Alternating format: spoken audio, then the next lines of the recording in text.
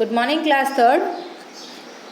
Last EVS class में हम लोगों का चैप्टर सेकेंड फैमिली चल रहा था और इसी टॉपिक को हम लोग इसी चैप्टर को आगे बढ़ाते हैं। और हम लोगों ने लास्ट टॉपिक जो फिनिश किया था वो था all kind of a family, all kind of a family. और आज हम लोगों का टॉपिक होगा helping one another, helping one another. तो आज की डेट, डे और क्लास वर्क मेंशन करो सबसे पहले। तो हेल्पिंग वन अनदर पे आज की डेट, डे और क्लास वर्क मेंशन कर लो।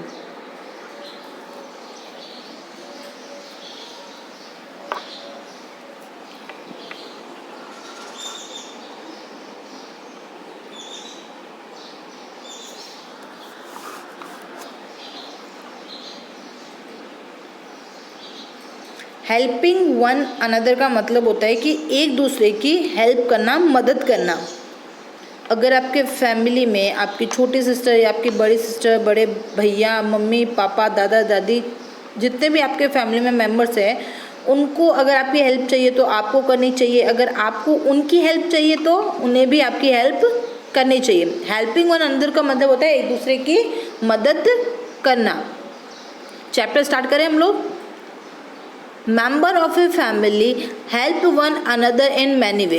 फैमिली में जितने मेंबर्स होते हैं 4, 6, 8 जितने भी, तो वो हमेशा एक दूसरे की हेल्प करते रहते हैं बहुत से वे में, यानी बहुत से नज़रिए से। आपने देखा होगा कि जब मम्मा आपको बोलती फ्रिज की, मम्मा ने आपको बोला कि फ्रिज में बॉटल्स ख़त्म हो गई हैं पानी की, तो आप भर के रख दो, तो आपने वो बॉटल्स भर के रखी, तो वो भी एक हेल्प ही थी। बाज़ार से कुछ मम्मा को अगर कुछ सामान ला के देते तो वो भी हेल्प होती है। पापा ने बोला कि थोड़ा मेरा बैग पास कर देना ऑफिस वाला, या फिर वो फाइल पास करो, या मेरा फ़ोन चार्जर में डाल दो, तो आपने ये हेल्प की, तो वो भी एक तरीके से आप लोग उनकी हेल्प ही कर रहे थे। Priya and Parveen are doing their homework. Priya और परवीन जो हैं वो अपना होमवर्क कर रहे हैं। Mother is helping them with their homework. उनकी मम्मा उनकी हेल्प कर रही है। Before go out to play.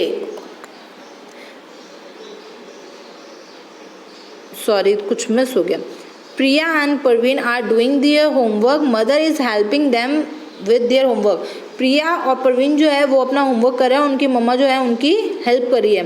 Every day the children complete their homework before going out to play.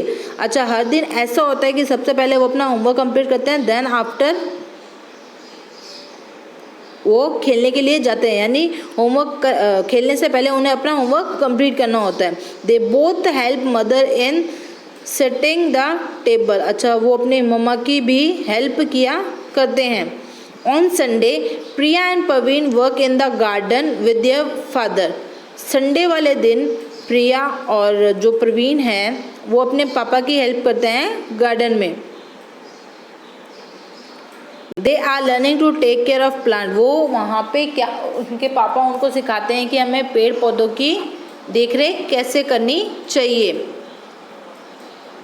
Seth's grandparents take care of him when his parents are at work.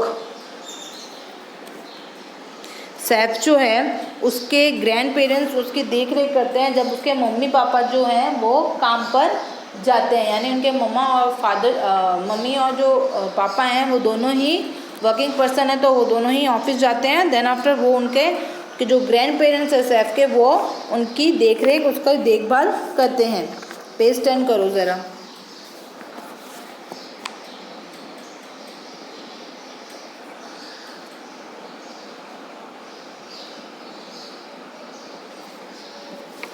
His grandmother tell him interesting story every day. Saif की जो grand mother है वो उनको रोज़ interesting stories सुनाती हैं। Saif also help his grand parents in many way. Saif जो है वो अपने दादा दादी की हर तरीके से मदद करता है जितना उससे हो सकता है। He fetch and carry think of them. वो उनके लिए चीज़ें लेके आता है। He goes to a walk with them every evening, और वो अपने दादा दादी के साथ रोज़ शाम को घूमने के लिए भी जाता है। Learning at home, children learn many thing from the Elder in the family. अच्छा देखो,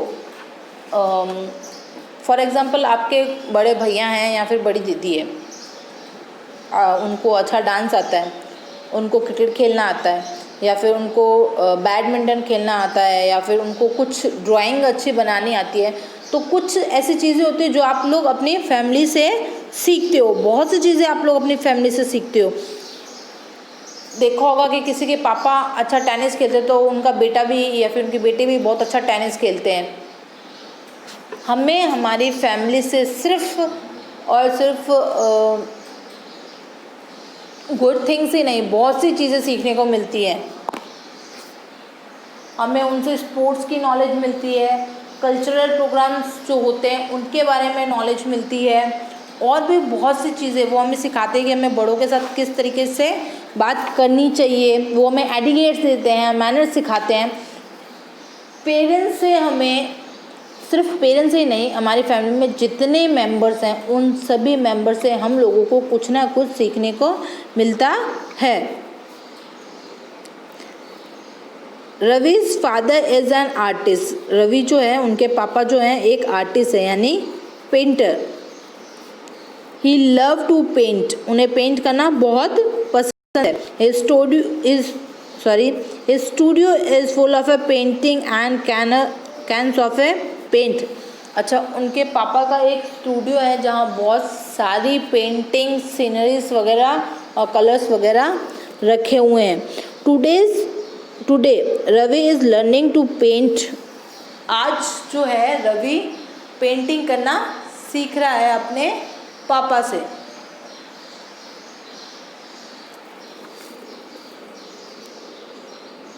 His father has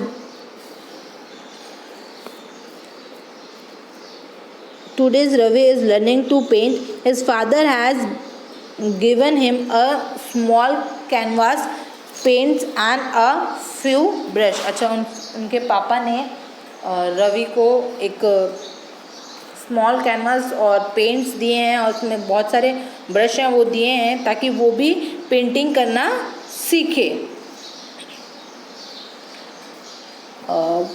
for example आपके पापा भी अगर कुछ ऐसा कुछ काम कर रहे होते हैं, गाड़ी वॉश कर रहे होते हैं, देखो आपने अगर देखा होगा कि पापा अगर अपना व्हीकल्स, चाहे वो मोटरसाइकिल हो या फिर कार हो, जब उसको वॉश कर रहे होते हैं तो आप भी कभी पास में गए तो पापा आपको क्या करते हैं, पापा आपको भी एक छोटा सा कपड़ा वगैरह देते हैं कि आप भी जैसे वो वॉश कर रहे हैं वैसे आप भी उन्हें उस गाड़ी को वॉश करो। छोटे बच्चों में भी आपने ऐसी चीज़ें देखी होंगी, जब आप सेकंड क्लास में थे, फर्स्ट क्लास में, कि पापा ये काम कर रहे हैं तो मेरे को भी ये काम करना है, तो पापा भी आपको जो काम वो करे तो कुछ चीज़ें आपको भी दे देते हैं, फिर आप भी जैसे पापा कर रहे होते हैं वैसे वैसे आप भी कर रहे होते हो। तो वैसे ही रवि जो है उसके पापा एक आर्टिस्ट हैं जो कि पेंटिंग करते हैं, तो रवि भी आज उनके साथ पेंटिंग करना सीख रहा है। तो उनके पापा ने क्या किया, उनको भी एक छोटा सा कैनवास दिया है, पेंट्स दिए हैं और ब्रश दिए हैं कि अब तुम भी पेंटिंग करो। नेक्स्ट देखो ज़रा, the extended family. Extended family क्या होती है, वी आवर सेलेब and our cousin are a part of a generation. Siblings और कज़न्स का मतलब होता है भाई बहन, आपके भाई बहन, कज़न चाहे फिर कज़न अगर चाचा चाची के हैं तो वो कज़न भाई बहन हो गए। Our parents their siblings and cousins are another generation. देखो जनरेशन किसे कहते हैं, आपके दादाजी, देन आफ्टर आपके पापा, फिर आप, तो ये हो गई 3 जनरेशन। कौन, दादाजी जिस एज में हैं वो हो गया फर्स्ट जनरेशन, फिर आपके पापा तो हो गए सेकेंड जनरेशन, और आप उनके बेबीज हो तो ये हो गई 3rd generation. Our parents, their celebs and cousins are another generation. People who are related to other people who are related to our mother or our maternal relative. People who are related to our father are our partner relative. देखो maternal relative किसे कहते हैं, जो mummy के रिश्तेदार हो, यानी मामा, मासी, मामी, तो वो तो हो गए हमारे मैटरनल रिलेटिव। जो मम्मा से रिलेट करते हो वो होते हैं मैटरनल रिलेटिव। और जो पापा की फैमिली से यानी जो पापा से रिलेटेड करते हैं यानी बुआ, चाचा, बड़े पापा, बड़ी मम्मी, उनके बच्चे, वो हो गए आपके पैटर्नल रिलेटिव। क्या हो गए? Paternal relative. देखो इजी वे में सिखाती हूँ। जो मम्मा से रिलेटेड करते हैं यानी मम्मा एम से स्टार्ट होता है, तो जो मम्मा से रिलेटेड हो उन्हें हम बोलते हैं मैटरनल रिलेटिव। पापा को हम पापा पी से स्टार्ट होता है, और जो पापा से रिलेटेड है उन्हें हम बोलेंगे पैटर्नल रिलेटिव। Got it? समझ में आया कि मैटरनल और पैटर्नल रिलेटिव किसे कहते हैं? जो पापा से रिलेट हो उन्हें हम बोलते हैं पैटर्नल रिलेटिव, और जो मम्मा से रिलेट हो उन्हें बोलते हैं मैटरनल रिलेटिव। अब फैमिली ट्री। फैमिली ट्री देखो क्या होता है। Reema want to know all about extended family. Her family told her about her family with the help of this family tree. अच्छा, रीमा जो है वो उसने मतलब अपने फैमिली मेम्बर से पूछा होगा कि एक्सटेंड फैमिली क्या होती है, तो उनके जो रीमा के जो फादर हैं वो उन्हें उसके बारे में बता रहे हैं एक चार्ट यानी एक फैमिली ट्री के थ्रू समझा के कि एक्सटेंड फैमिली क्या होती है। देखो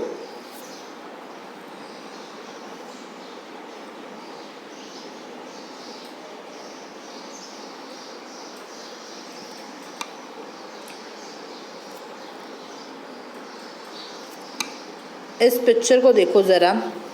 फर्स्ट जनरेशन दे रखा है आपको, दिख रहा है फर्स्ट जनरेशन लिखा हुआ। फर्स्ट जनरेशन में Manjeet Singh and Tanveer Kaur, Reema's paternal parents, grand parents यानी रीमा के दादा और दादी। Avtar Singh and Sawan Kaur, रीमास maternal grandfather. तो ये हो गए रीमा के नाना नानी, ये तो हो गए दादा दादी, और ये हो गए नाना और नानी। तो ये हो गई रीमा की फर्स्ट जनरेशन। ये कौन सी हो गई? रीमा की फर्स्ट जनरेशन यानी रीमा के ग्रैंड पेरेंट्स, नाना नानी और दादा दादी। सेकंड जनरेशन को देखो ज़रा।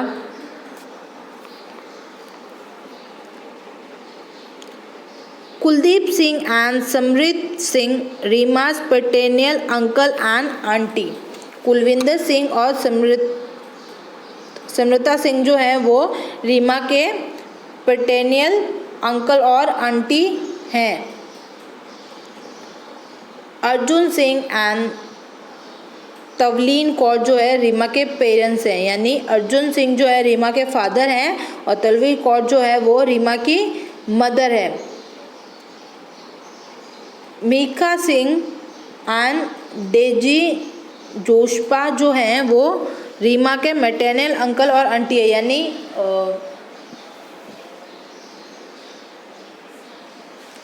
मामा मामी या फिर मामा और मासी हो सकते हैं।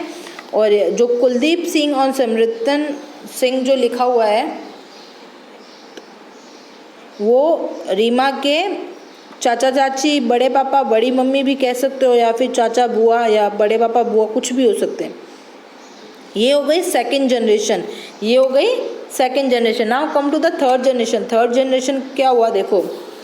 रीमा किस में आ गई है? थर्ड जनरेशन में। देखो फर्स्ट में रीमा के दादा दादी थे, सेकंड में रीमा के पापा थे, और थर्ड में रीमा खुद आ चुकी है।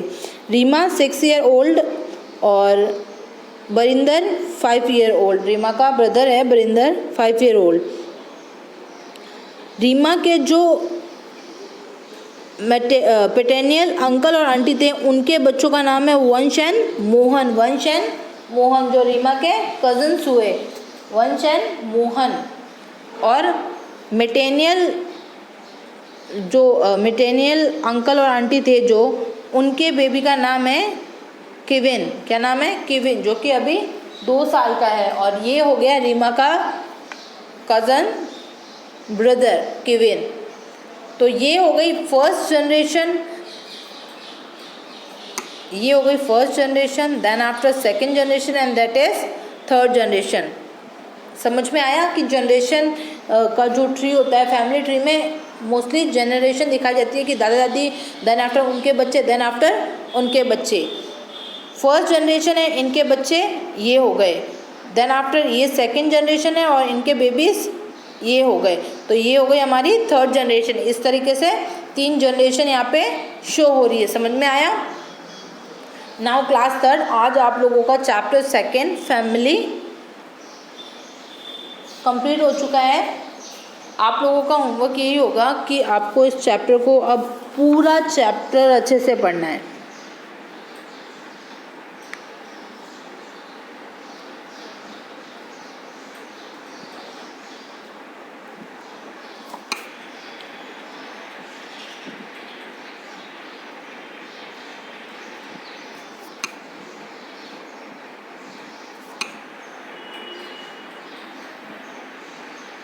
Read this chapter 3 times. अब आपको ये पूरे चैप्टर को 3 टाइम्स पढ़ना है ताकि ये चैप्टर जो है आपको अच्छे से समझ आ जाए। नेक्स्ट क्लास में हम लोग इस चैप्टर के एक्सरसाइज को कंटिन्यू करेंगे। आज की क्लास हम लोग यहीं ओवर करते हैं। Thank you and have a nice day.